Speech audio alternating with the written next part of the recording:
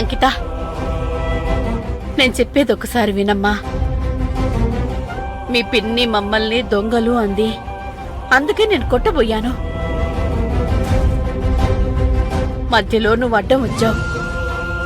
దెబ్బ పొరపాటును నీకు తగిలింది. ఒక్కసారి దొంగ అన్నందుకే మీరు మా వాళ్ళని కొట్టబోయారు. అదే మాట మీ కూతురు ఈ కాకి కలిసి మా వాళ్ళని చాలాసార్లు అన్నారు. మరి వాళ్ళనేం చేయాలి? అంకిత, వాళ్ళు నిజంగా దొంగతనం చేస్తుండగా చూశాం కాబట్టే దొంగ అన్నాం. రుక్మిణక్క ఇంట్లోకి డబ్బెలా వచ్చిందో ఎవరికీ తెలీదు. ఇదంతా వీళ్ళు చేసిన కుట్ర. చూసావా అంకిత, వీళ్ళెలా మాట్లాడుతున్నారు? రూప దొంగతనం చేయడం వీళ్ళెవ్వరూ చూడలేదు, అయినా చేసినట్టు చెప్తున్నారు. ఈవిడగారి ఇంట్లో 1 కోటి రూపాయలు దొరికాయి, అయినా వీళ్ళు దొంగలు కాదు, మేమేదో కుట్రలు చేశామంటున్నారు. ఇదెక్కడి న్యాయం?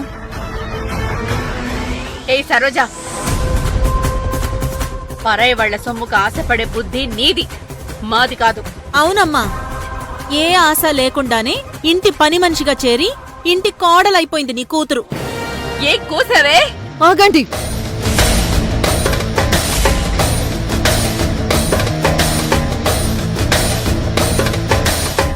ఏంటమ్మా ఇది?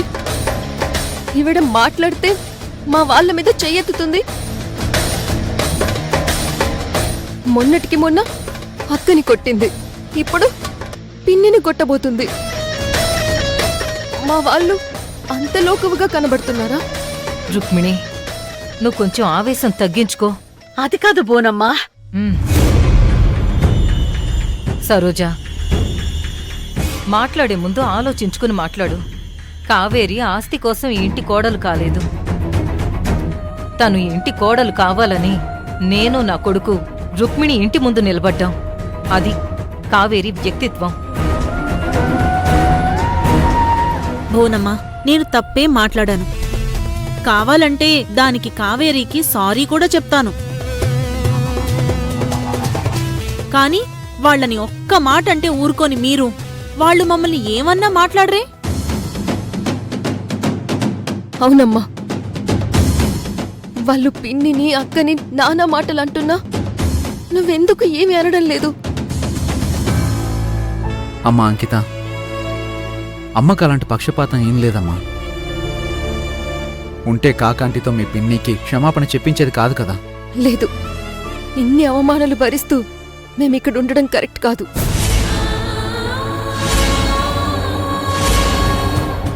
నాన్న, పదండి వెళ్ళిపోదాం. ఇప్పుడే వెళ్ళి లగేజ్ తీసుకొస్తాను. పిన్ని, అక్క, పదండి. ఇప్పుడున్న పరిస్థితుల్లో అదే బెటర్ అమ్మా. పదండి, బయలుదేరదాం. ఎహే, తండ్రి కూతురిద్దరూ ఒకేలా తయారయ్యారు. ఇక్కడుండి కోటను గెలుచుకుందాం అనుకుంటుంటే ఆ కొంపకెళ్ళి అడుక్కు తిందామంటారేంటి? అంకిత, ఏంటమ్మా ఇది?